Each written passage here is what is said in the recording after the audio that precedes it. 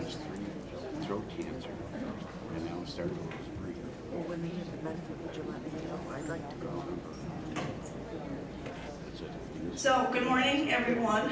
Thank you for coming out on this kind of not very nice morning to hear about ticks and tick-borne diseases.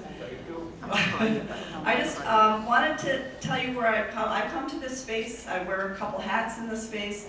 I'm a professor of microbiology. I'm a scientist. I've been a scientist for many, many years. I'm also a ticked-off mom, which is, I think, true of many moms whose child was deeply affected by a tick-borne disease. So we sort of say we were recruited by ticks to this space. But as a scientist and a mom and an advocate, because I am also the co-founder of the 501c3, which is Lyme Action Network, working with Jill and Ira and other advocates around the state to try to invoke meaningful legislation to improve both all of the different aspects of Lyme disease. I have found that you need to be very careful and make sure that whatever arguments you use must be based in science. And so that's the space that I've come to this problem. That's how I got here in the first place, and that's how I continue to work. So the theme of the talk today was, how did we get here? Where are we now? Where do we go from here? So I took that to heart when I was trying to decide what would be the best approach to talk about. So I just want to, here's where we are today. We're sort of at a stalemate between two perspectives on Lyme and tick-borne diseases. And I focus on Lyme disease, and I do that because, number one, that was the disease that affected my daughter. Number two, because of all of the different tick-borne illnesses, Lyme disease is the most common. It's 83% of tick-borne illnesses are actually due to Lyme disease. And so, I know how important it is to broaden out the perspective and look at ticks and, to attract interest in that. But the reality is it's mostly Lyme disease that is the major concern for us. So we have these two approaches. Number one is the medical narrative. The medical narrative has been constructed over the past 44 years, starting back in the 1970s. The good work was done early on, and then things started to change in the 1990s. So the work, what you know as the medical perspective on Lyme disease, that it affects you, affects your family, is really based on 30-year-old research for the most part. And so the medical narrative, which was constructed then and still applies today, the narrative is that Lyme disease is very hard to catch.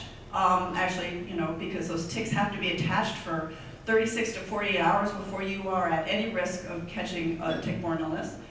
That, if you get Lyme disease, you're going to know it because you'll have a bullseye rash that shows up at the spot of the tick bite, so you'll know you have an infection, your doctor will know you have an infection. And just in case you don't get that rash, we have very accurate diagnostic tests that are able to tell you whether you have Lyme disease or if you don't. There's a few scientific studies that indicate that there might be some relationship between the bacteria being able to stay in your body even after antibiotic treatment, and that might be the driver of, some people have these chronic illnesses. But really there's very little evidence. There's a minimal amount of evidence to support that. So we don't, we generally don't think that that's the case, that the persistent symptoms after tick bite, after treatment, must be due to something else.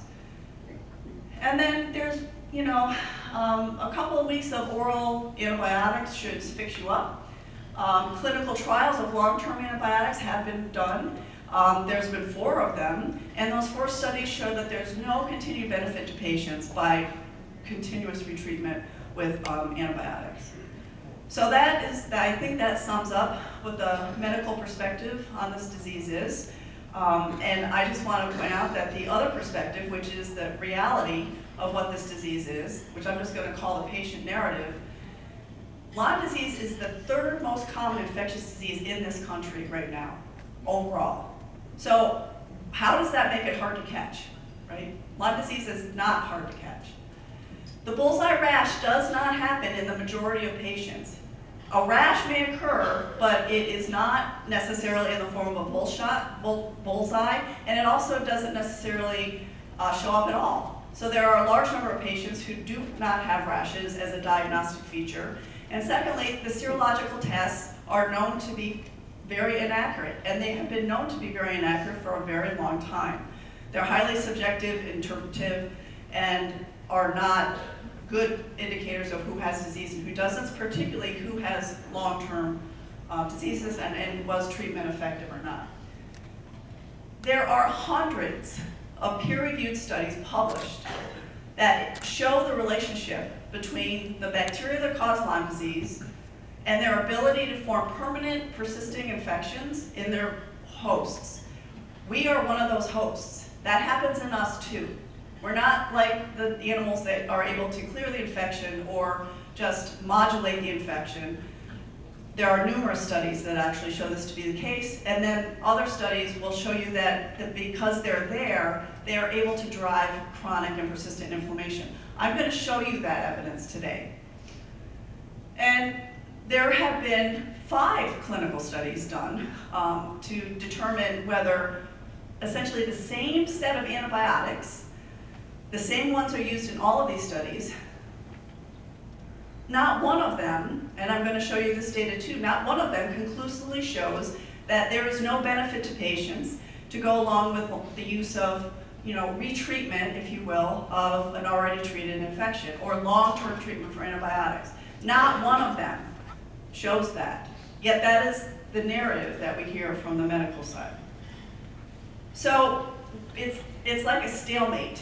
So we on the side of advocacy have been, our voices are getting louder, obviously, right? So here in New York State, the downstate area expanded to the upstate, which is, I'm from the Adirondack, southern Adirondack area, into central New York, into southern tier, now into the western part of the state.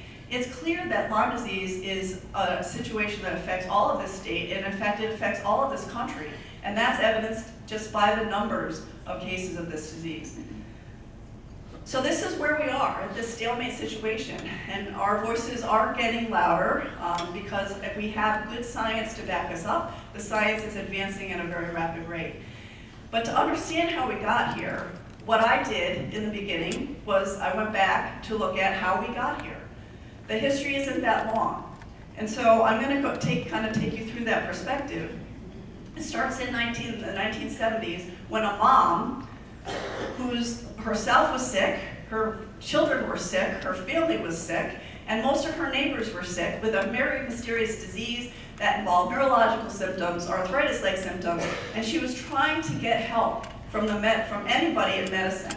And so she made the rounds of all the major medical universities. This is down in Connecticut, so you had Yale, you had Stony Brook, you had a number of universities that really didn't seem that interested in it. One of the symptoms was swollen knees, and so she did engage the interest of a rheumatologist because of the swollen knee aspect, because that's what rheumatologists look at. He thought it was rheumatoid arthritis, but it was an outbreak. So when he went to investigate, he said, well, this is not rheumatoid arthritis, it must be something new. And so from those studies, he got her to help recruit additional patients, and he started to examine the disease itself. And so I just want to pull out one of the paragraphs from that article, and it says, he noted that in a small fraction of the patients, there was a very unique morphological feature, a very unique feature. It was a rash that looked like a bullseye, which did not occur with other diseases. It didn't occur with other types of skin conditions. And he said, this is something different. And notice, of the patients in that first study, 25% of them show this rash. But it's new, it's interesting. And what he did was to focus on the bullseye. And so from that point, he was intrigued enough to say, all right, let's get more people. So they opened up the study to additional people. And the second paper was published to say, the first paper was about an epidemic of Lyme arthritis. At this point, realized they didn't know that it was a bacterial infection. So it was Lyme arthritis, like rheumatoid arthritis, only with Lyme in front of it. And then from this point, the same idea. What is Lyme arthritis? And so he noticed that there were arthritis attacks with swollen knees, that there were other symptoms, neurological symptoms, cardiac symptoms, heart rhythm abnormalities. There were all kinds of blood markers that he was finding that were abnormal, and one of them in particular was serum IgM, which is a particular type of antibody that, according to the tradition of interpreting tests about IgM, is an indicator of an early active infection. So what he said was, there's some kind of infectious process going on. And so he sent his samples to Wilhelm Bergdorfer, who was working for the Rocky Mountain Spotted Labs, a US government employee who was studying ticks and tick-borne illness microbes inside of ticks as part of his research project. He sent blood samples to him, and what Wilhelm Bergdorfer found was that those blood samples reacted with a type of bacteria that was found in those ticks. They were spirochetan shaped, and it turns out they were related to bacteria that in Europe caused a similar disease. So that's what the term erythema chronica migrans refers to, that's the bigger name for the bullseye rash. And so this is the first paper, 1983, published that said Lyme arthritis is actually a tick-borne microbial disease. It's an infectious disease. So that was 1983, and there were parades, and everybody was like, "Whoa, a new disease discovered! Isn't that awesome? And isn't that excellent?" And because it impacted, it wasn't just in Connecticut, but it was also on the opposite shore of the Long Island Sound in Long Island, New York. So New York decided that they really wanted to look deeper into this issue. And so in 1984, they started this study in 1982 and 1983, where now we know that it's related to a microbe, and in 1984 they published this study. And I want to point out that this was the first epidemiological investigation of Lyme disease, practically ever. It was done in New York State, throughout the entire state. It was handled by the Department of Health in conjunction with researchers from Stony Brook. And what they did was what epidemiologists do. They go out and collect data. So they recruited New York State physicians this way. They recruited them by urging them to report cases of this new disease. This is a new disease, not before seen. We want to find out if it's actually in our state and where in our state it is. So they urged them. They sent out letters to them. They have a newsletter that goes out to all the doctors. The doctors they read that, and they were just like, "Oh, this is something, let's do this. This is interesting. Maybe this is affecting my patients as well." This was from across the entire state.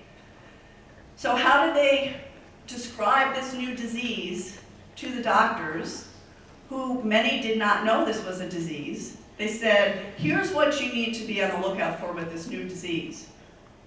That." So this is a disease that also comes with nonspecific symptoms, neurological symptoms, other symptoms. They said, this disease, in the spring and summer, be on the lookout for patients who show up with this rash, described in great detail, with lots of pictures, over and over and over again. And so by the end of that, they got 400 some reports, analyzed the data, and just like that, the rate of that rash associated with this disease went from 25% of patients to 77% of patients.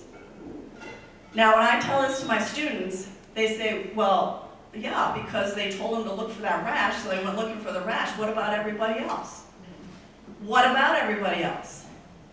So why this is, I use the analogy to George Orwell's 1984 with this, because what we did with that was, from that point forward, this is 1984, the rate of the EM rash with Lyme disease, in other words, if you get the rash, right, or if you get bitten by a tick, if you do get Lyme disease, you're really mostly likely to get that rash.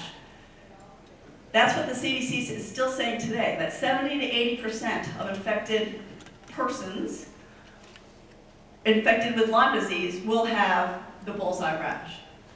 However, that is not what the data shows, and these two are two of several studies that actually provide significant contradictory data. The one that is right here was published, the senior author is at Johns Hopkins University.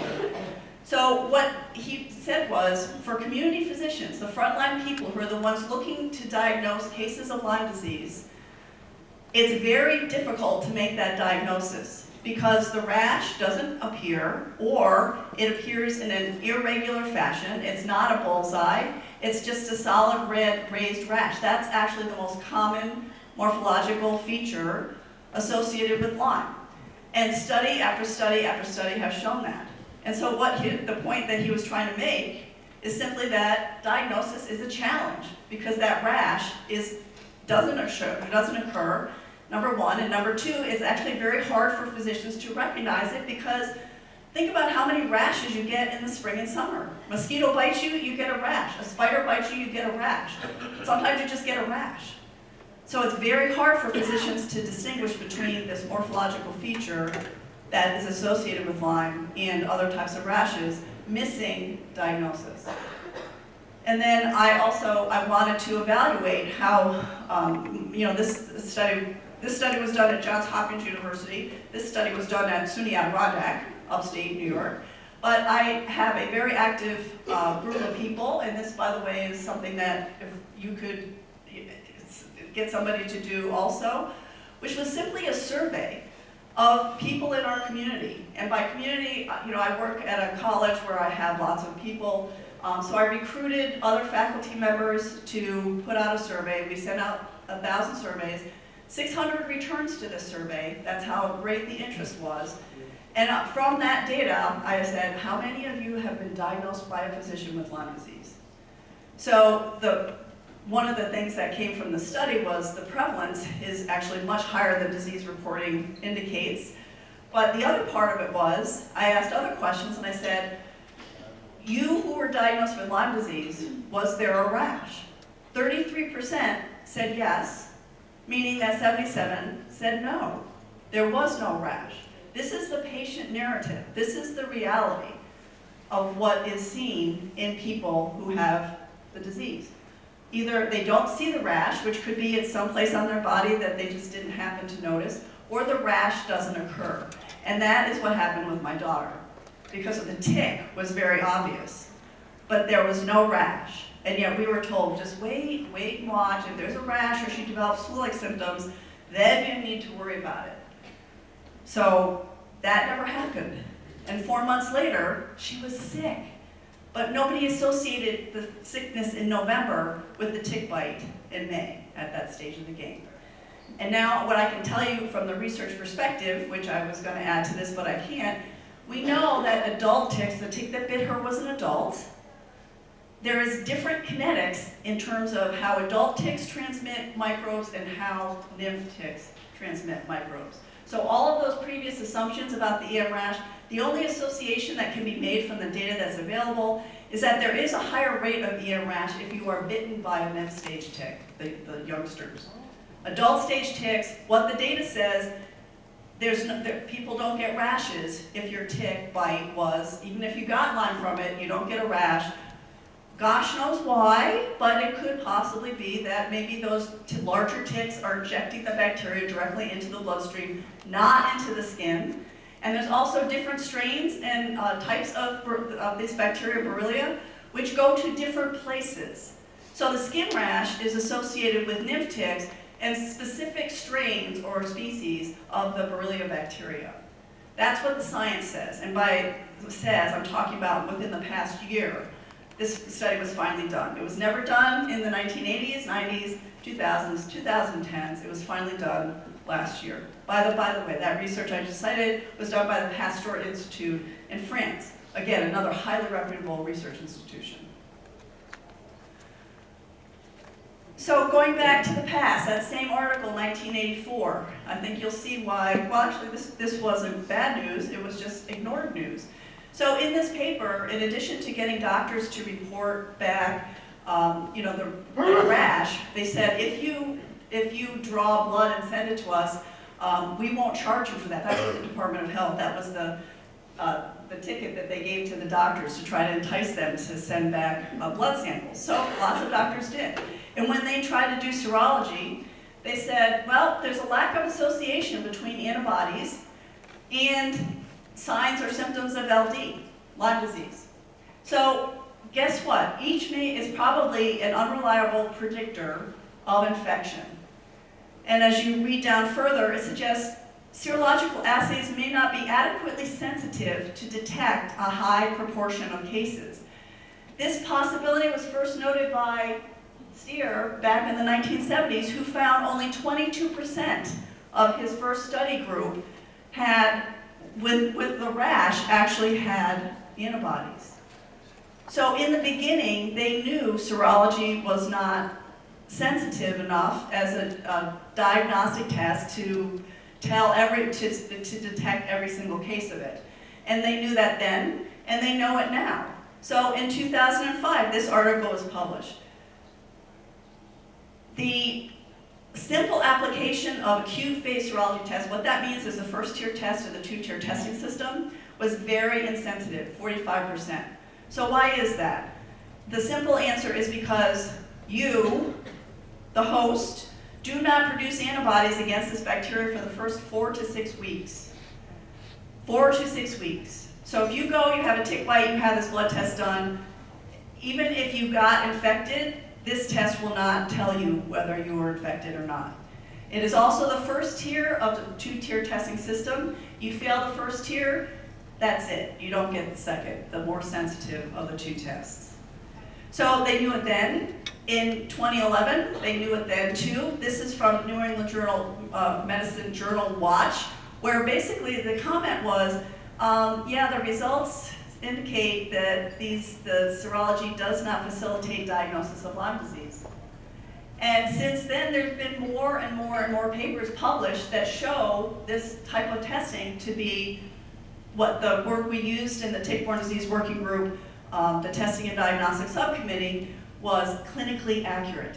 Means it provides physicians with no actionable anything, because you really can't tell if the person has Lyme disease or not based on the results of those blood tests. So, most people don't get the bullseye rash. Serology is inaccurate. So if you are a researcher who has been invested your whole life in this since the 1970s and are so deeply biased by your own importance and your own results and believe that you got this, this is, by the way, a type of research bias that is called anchor bias, right? So the early studies were biased with confirmation bias. This is anchor bias because we are anchored in studies that happened in the 1970s. What do you do about that? Here's what you do. You do a very prominent study where you use those two things as the primary endpoints to determine, actually the primary endpoint was the EM rash, to determine whether or not a prophylactic treatment, which that means a preventative treatment of 2 pills of doxycycline, can prevent a person from getting Lyme disease. So you get bitten by the tick. The idea is you can go to, in some places you can go to the pharmacy and they'll give you the 2 pills and they'll tell you just take these 2 pills, it'll prevent Lyme disease. So that was what this study was, 2001 published, right? So the primary endpoint was whether you developed a bullseye rash. But what did we just talk about? That how common does that bullseye rash happen? Not very, let's say 50% of the time. So right away, you are excluding all patients who did not show up with the bullseye rash. The study proceeded for 6 weeks and ended, so my daughter would not have been in that study. And it actually, more people were excluded from this than were included in this study. So, however, this is the New England Journal of Medicine, so as soon as something is published, actually before this article was published in the journal, the New York Times got a press release and wrote an article in which some of the researchers were quoted as saying Lyme disease is hard to catch and easy to cure based on the outcome of the study. So these are the clinical recommendations in the most recent guidelines, medical guidelines, that were just released for public comment this past fall, past summer. These are some of those comments, which I won't bother to go through, because what I will tell you is that not one of them is supported by the data that is provided in the article. They are interpreted with extreme bias based on what they wanted to find and not necessarily what the data showed. And so this is what I do with this. So I teach undergraduate students, and so I have an undergraduate research program. And so I want these people to grow up and go to Binghamton University and be a graduate student, for example. And I want them to understand that science is supposed to be objective, and you need to get yourself out of it. And so I take this table right here, and I say, all right, without any context, without any other information, look at these numbers, look at this data. Write down what you think this data shows in terms of these things. And you know what? Not one of these results, not one of those comes up as what the data actually shows. What they say is, oh, yeah, well, it looks like to me like adult ticks don't cause a bullseye rash. It looks to me like, Lyme disease overall, the rate of bullseye rash is actually really low with disease. So this article, because it was published in such a prestigious journal, because the New York Times hammered it, which is what they always do, is what we are left with. This has never been repeated. 2001, the study has never been repeated. It would not be hard to repeat.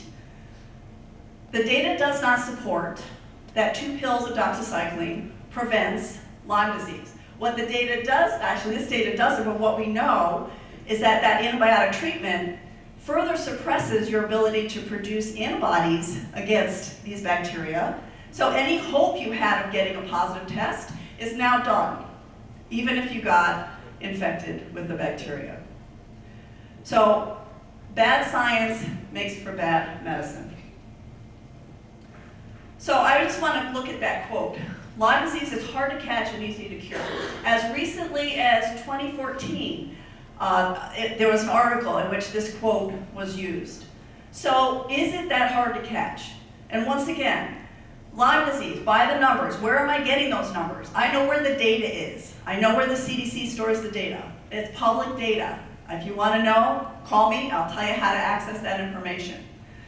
So when you go and you look at the spreadsheets with all the different diseases and you do a little bit of math, not a whole lot, Lyme disease is the #1 in terms of incidence, meaning numbers of new cases per year, #1 tick-borne disease, which is what they acknowledge.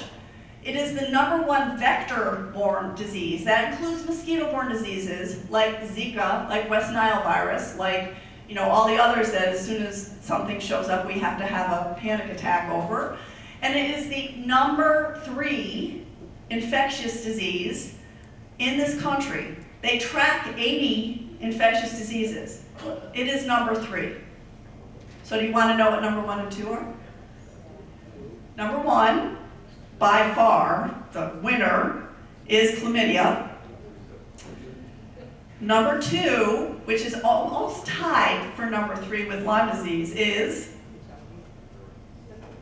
not syphilis, not HIV, it's not the flu, gonorrhea.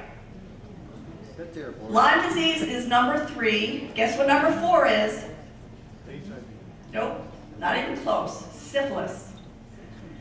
And so what are the CDC responses? Oh, syphilis, the numbers are going up. We need to be worried about that. #3. So shouldn't this be a public health priority, given all that we know about this disease now? And yet it still remains not a priority.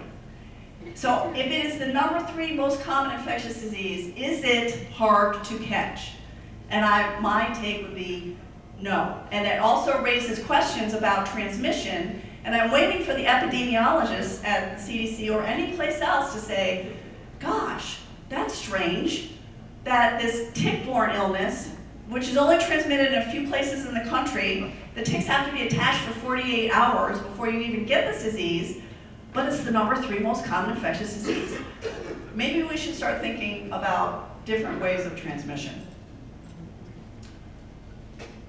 So is it easy to cure? So the idea is it's a bacterial infection. In the 1982, in that time frame of the 1980s, antibiotics killed anything bacterial. Viruses were bad because viruses we don't have drugs for. We got antibiotics. It's a bacterial infection. How bad can it be? there's that bias going into this. This, by the way, is the first clinical trial of antibiotics ever done on Lyme disease. So basically the people that were diagnosed because they had the rash were randomly assigned into three treatment groups. One group got tetracycline, one group got erythromycin, one group got penicillin. They wanted to see which would be the best antibiotic to treat this because it's a bacterial infection. So they were treated, they were observed for continuation or development of new symptoms, and in the abstract of this, which I know you can't read, but even in the abstract, it notes that in all three treatment groups, lots of people still had symptoms. They still had neurological symptoms. They still had joint and muscle pain. Some of them ended up with facial palsy. And they were like, but wait, these are antibiotics. How can that possibly be? So they went back and revisited the data. And what they did was to parse the symptoms into two groups. So they said it's a treatment failure if the patient gets one of these things. An EM rash, another EM rash, myocarditis or meningoencephalitis. Okay, so that's like a heart attack or brain damage that requires hospitalization, or pain with swelling in joints. And looking at the data that way, it looks differently. But then they said, okay, so these are the minor symptoms. Facial palsy, tachycardia. Okay, tachycardia is irregular heartbeats, arrhythmias. Headaches, pain in major joints or minor joints without swelling. And lethargy, fatigue, profound fatigue. They said those are minor symptoms. Those aren't life-threatening. So we treat the patients with these sets of drugs, and we look at them. Let's just look at what happens if you parse the data in this way. Those with major symptoms, 0 out of 39 in the tetracycline group ended up with any of those major symptoms, 3 in the penicillin group, 4 in the erythromycin group, which, if you do the math on those, that's like 10%. Okay, so even 10% of people in this trial ended up hospitalized as a result of this. And so what the conclusion of the study was, these antibiotics work, right? 2 weeks of an oral antibiotic resolves Lyme disease symptoms. The best one to use is tetracycline because nobody ended up in the hospital. That has been morphed into doxycycline because of cost mostly. But I want to show you the data for the minor symptoms. So after treatment, 50% across all 3 treatment groups still had minor symptoms. So how many of you are here today because you have minor symptoms? Are they minor? No. So the result of this is that Lyme disease has become associated with, it's easy to cure. You get the recommended 2 to 3 weeks of antibiotics, and if that doesn't work, we'll give you a month of an IV antibiotic. After that, you're fine. If you're not fine, you have minor symptoms, that's too bad. We don't know what to do with you. We'll refer you to every other specialist under the sun. So what about that retreatment? Let's go back and look at that. So the patients with the minor symptoms who failed treatment, these are the first 4 clinical trials, one of which was actually the same trial, but they split it into 2 groups, published in good journals. Of those 4, there's conflicting results in all of them. 3 out of the 4 tend to say there's no benefit. 1 out of the 4 said there are benefits in some areas. And I don't want to go through all of them because that would take the whole rest of my time. So I just want to point out that a few years back, a biostatistician at Brown University went and reviewed all of the data that was in those 4 clinical trials and came up with this following conclusion. Because of inadequacies in trial design and small sample sizes, you can't reach the conclusion that the retreatment does not provide any additional benefits for patients. So there is, regardless of what you hear, there's no evidence that retreatment is going to provide benefits. There's no evidence that it doesn't either. Now, these guys, when the Brown study came out, that's a problem, right? Because it's saying, guess what, your study is not actually correct. So they decided we need to do this study over again, and this time we're going to do it in Europe, because then we can, stop. We won't be subject to the same, problems that we have here in the United States. And so they did a country in Europe, a study in Europe, and this is what was published. This also was published with a press release, and got hallmarked. There are several publications says, study says long-term antibiotics show no benefit to Lyme disease patients. When you actually read the paper, I just want to take your attention to this for a second. This is the table showing, the longitudinal results of that study. So notice, this is a subjective questionnaire that you give patients. It's a symptom type of thing, an overall wellness questionnaire. General population hits 50. Okay, so in other words, people who don't have illness are up here. And notice that all of the participants in the study, notice where they started. Much lower overall, which means that their quality of life, their wellness, is significantly impaired, which it actually is not so much disputed. So the study design was to give all of the patients across 3 treatment groups. There are 3 treatment groups. So ceftriaxone is ibuprofen, and then they followed it up with oral antibiotics for 12 weeks after that.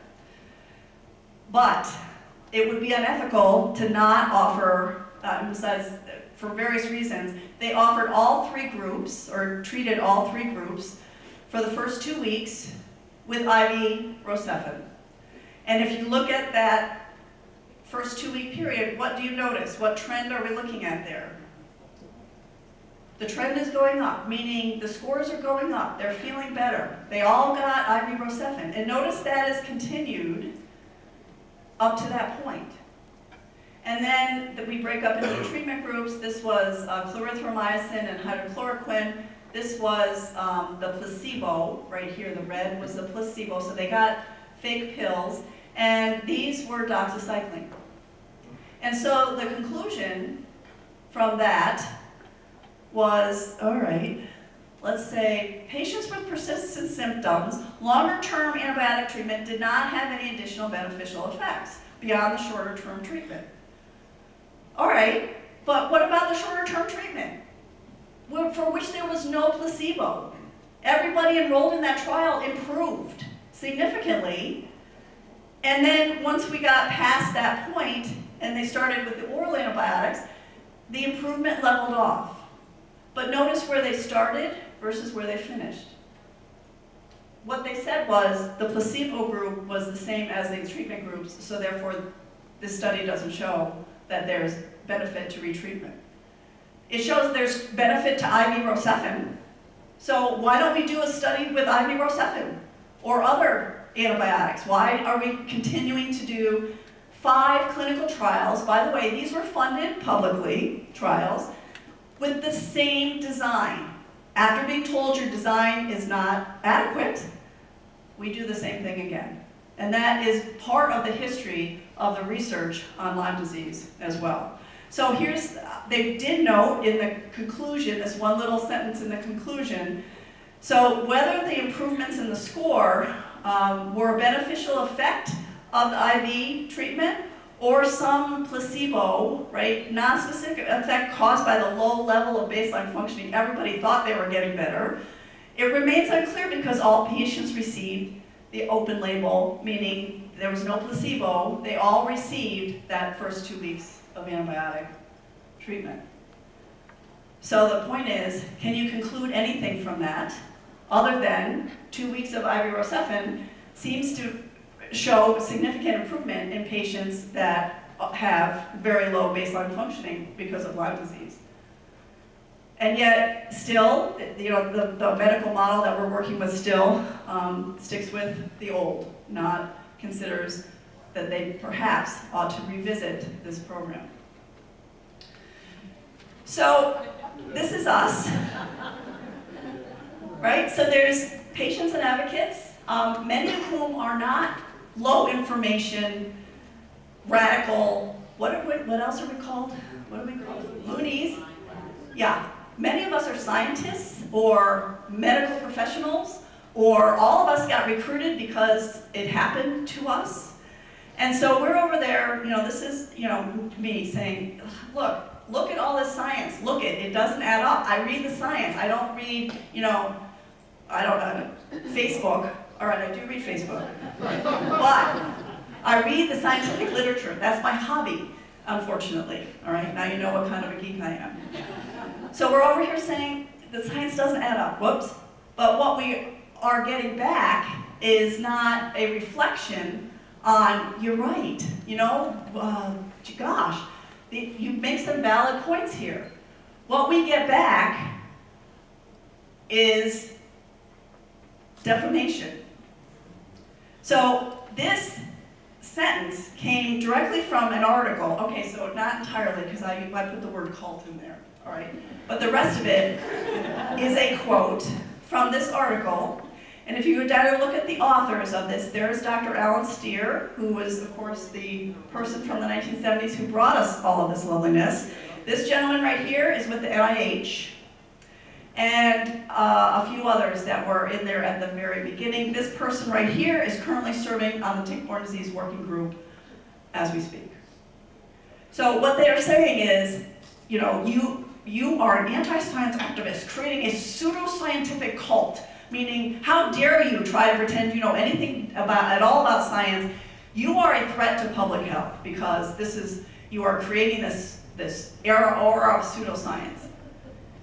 And I gotta tell you, as a scientist, on the playground when you're going, nah, nah, nah, nah, nah, you have a fat butt, stuff like that, that's what they're doing, right? So it's like, you're fat and ugly, and all your friends are fat and ugly too. So that's what I have to say back, as long as I'm being name called. Honestly, the approach to the microbiology of this infection is one of the most remarkable stories in the history of microbiology. And it is being missed, completely missed, because we are allowing a few voices who are deeply drenched in dogma to dominate the conversation. And we need to stop that. And the only way to do it is for us to get loud and for us to make those points. So I think Jill or Ira mentioned that we all served on the first tick-borne disease working group. I was very, I was part of that Thanksgiving call where we said you need to include the language. Basically, the language we wanted back was we want this to be a federal advisory committee, and we want it to happen because they wanted to make a law that just said, yeah, this would be a great idea. And we said, no, it needs to happen. It needs to focus on Lyme disease, and it needs to have teeth. So that was what we were able to accomplish, happily enough. And so then the next year, it also took Senator Schumer to call out the HHS and said, we got this law, you're supposed to, do you remember that?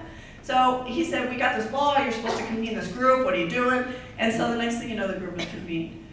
So it got convened in January of the year that the report was supposed to be due. And so we worked like dogs from February until May. And actually we worked until May because they wanted us done by April, but we said, are you nuts? We can't do this. Well, we said no. The testing and diagnostics subcommittee was like, no, we can't do that.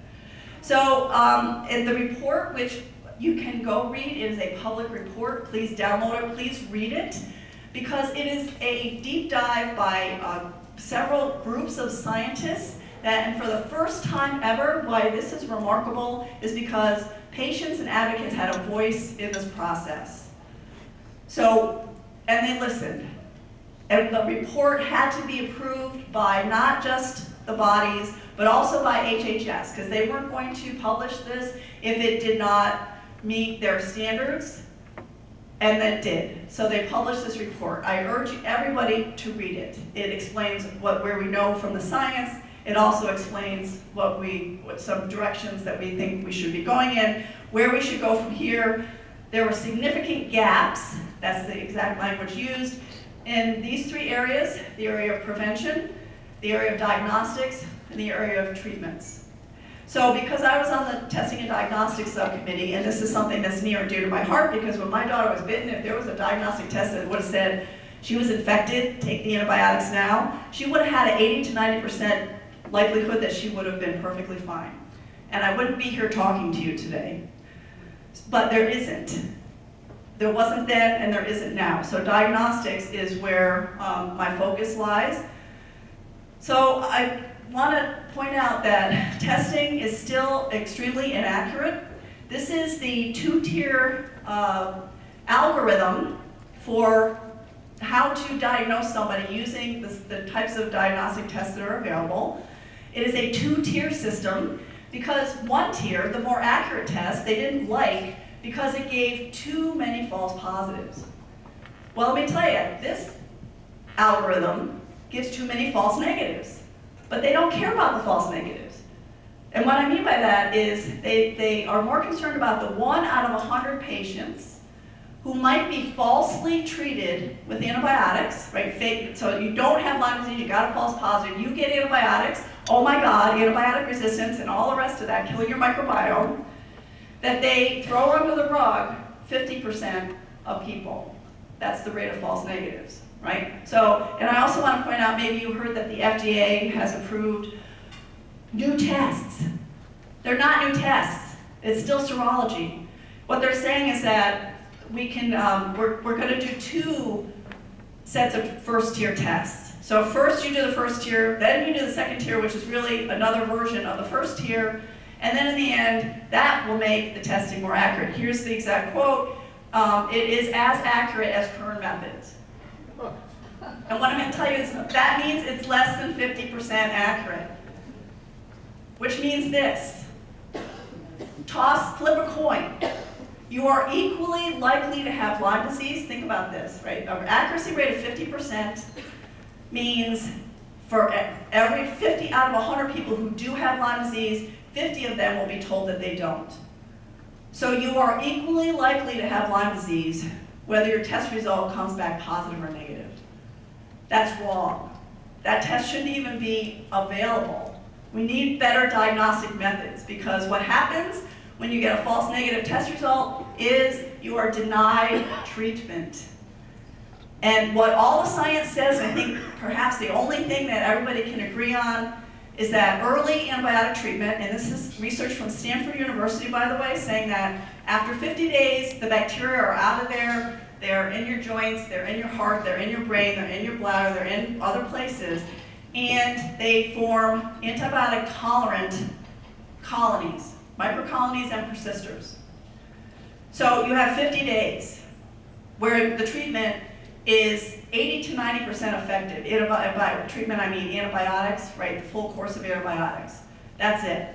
And after that, if you are diagnosed late, then you are far less likely to have that level of treatment success. Nobody can put a number on that yet, because we're all focusing on the group that was diagnosed with a bullseye rash, treated with the 3 weeks of antibiotics, and failed. That's about 10 to 20% of patients. And that's all you ever hear is it's the 10 to 20% of patients. But the late diagnosed, no early treatment, disseminated disease, and then get treated, you are far more likely to fail antibiotic treatment than if it was caught early. And those diagnostic tests can't tell you, because they're antibodies, can't tell you if it's early in the infection, if it's late in the infection, if the infection is gone, because you're measuring antibodies, which can be found in blood for a very long period of time. So as a result of that, so here's some outcomes of that meeting. As a result of that, a group of scientists convened to do it. They convened for a meeting, and the topic of the meeting was about the need for direct diagnostic tests for Lyme disease. Direct means a way to determine who's infected and who's not. And so there are technologies available that could be adapted, right? Ralph was mentioning whole genome sequencing, other types of testing methods that will tell patients whether or not they have an infection. I personally think it's going to be biomarkers. We're going to find a biomarker that will be indicative of early infection and then one that's late. But the problem is, the researchers take us in the direction that we need to know what the species is. Well, we need to know what type of Borrelia you're infected with, because they go to different places in your body. So it's a challenge. But for heaven's sake, if we had enough money for research and interest from the federal government, right? I'm just going to point out that one case of Zika happened in the country which wasn't even here, and they threw $1.1 billion at coming up with a test to test everybody to find out whether you might possibly have been exposed to Zika. So it's a bad disease, great, right? But couldn't they have got $800 million and given $200 million to a disease that's actually here and is the second most common infectious disease? I think they could have, but nobody asked me, right? So notice the names on here. Dr. Steer was actually on this committee. Also others that have been involved in diagnostic testing. Several people from the CDC were part of that. And so they all came together and said, yeah. I mean, actually one of the inventors of the test is in this list of the serology test. And they all came together and said, yeah, we need better approaches. It's time to move on. And that is a direct quote of one of the researchers that we actually interviewed who is still in the game. And he said, yeah, that was the quote, we need to move on from serology. We need to find other approaches. So I don't want to leave you with, depression, because sometimes I do that. I wanted to say there have been many advances made in the research. Here's just a partial list. I mean, as I was doing this, I was like, oh, I could do like 12 slides of this, right? This is all since 2012, and I want to point out what's happened since 2010 is the development of patient foundations, right? The number is growing. There's Global Lyme Alliance, there's Bay Area Lyme, there is several Focus on Lyme, many others that now are going into the realm of raising money, and a lot of it is going for research. So patients are raising their own money to fund their own research because we are being failed by the federal programs that are designed to research these problems and address public health issues. So patients are funding these studies. And so over the course of, like I said, since 2012, some of them even more recently, Borrelia lives in human tissues permanently. What does that mean? We need to investigate that. We know that Borrelia in tissues can cause inflammation. And very recently, a paper just came out, like I'm thinking this week, where those biofilms were found to have another bacteria. Guess who? Chlamydia. What does that mean? That's something that needs to be investigated further. So Dr. Zhang at Johns Hopkins University says, those different forms of Borrelia, if you get injected with the persister form, you're going to be one of the 10 to 20% that treatment fails, even if you have early disease. So, and he also has identified new drugs and drug compounds. This is research at Johns Hopkins, this is research at Northeastern University. They've identified many target drugs that are more effective against the persistent types of microbes than before. Disulfiram, actually the first to publish on that was Dr. Ken Liebner right here, who you'll be hearing from later, is now in a clinical trial for treatment at Columbia University. You can go to Columbia University website and look into that if you are interested in finding out more or even being included in that clinical trial. Clinical trial meaning you might get treated, you might get the placebo, but they're going to be able to compare groups to see if this is an effective treatment and other clinical aspects of it. One of the ones that I find most profound is that Borrelia is immunosuppressive. We know the mechanism of this. They go into the lymph nodes and they stop your lymph nodes from training your B cells to produce antibodies. And what we don't know, is this in everybody or is this in a few people? The research at Stanford University indicates it happens in mice. And that when they inject those mice with a flu vaccine, the mice don't produce antibodies against the flu vaccine. So the bacteria are subverting the ability for us to produce active immunity against other infections. They're doing it to protect themselves, but that's what they're doing. At Tulane University, Dr. Monica Emmers has found the same things in non-human primates.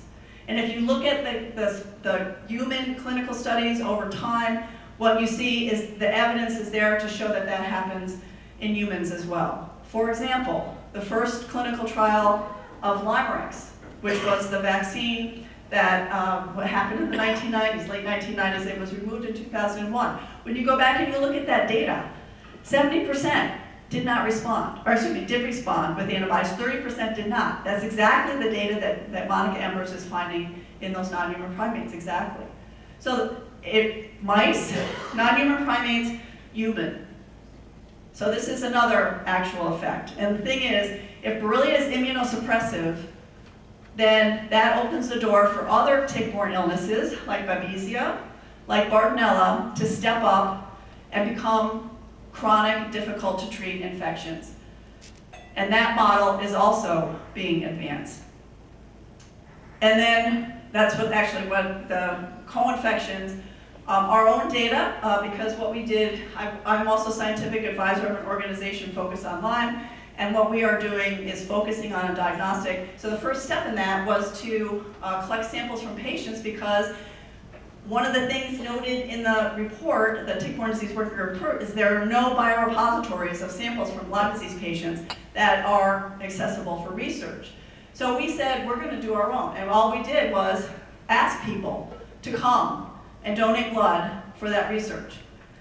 And I got to tell you, we budgeted for 50 people, and 471 people showed up for that study. And listening to some of the comments that you were all making, how can I help? Is there a way to volunteer to help with research?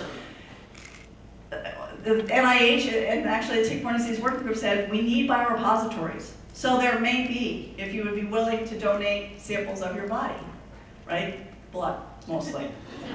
I have to say, our participants, I think if I had asked them, do we have some brain tissue? They'd be like, yeah, take it, whatever you need. We'll do whatever you need. So this is, as I kind of hit the home stretch here, I just want to show you, again, this past year, this is research that's been published, funded by you, funded by patients and patient foundations. This is from Tulane University, where what they were finding in monkeys is that the spirochetes are still there. And the spirochetes are driving inflammation in those tissues. Well, what the actual conclusion was, the spirochetes, or the remainders of the spirochetes, parts of them, are drivers of inflammation in all those tissues. This is the study published. This is a PET study. PET is positron emission tomography or something. It's a brain scan that was done at the Johns Hopkins Lyme Disease Research Center. And they found that those patients with chronic Lyme disease, right, post-treatment Lyme disease, their brains are on fire. And that's actually what this data shows. So notice the controls, red is the brain on fire. So you can see a significant difference between the controls and brains of individuals with Lyme. The last paper is Harvard, and it shows that small fiber neuropathy is also related to Lyme disease. Small fiber neuropathy being a diagnosis that you will get IVIG treatment for. It's thought to be autoimmune. So all of these, again, have been funded by you.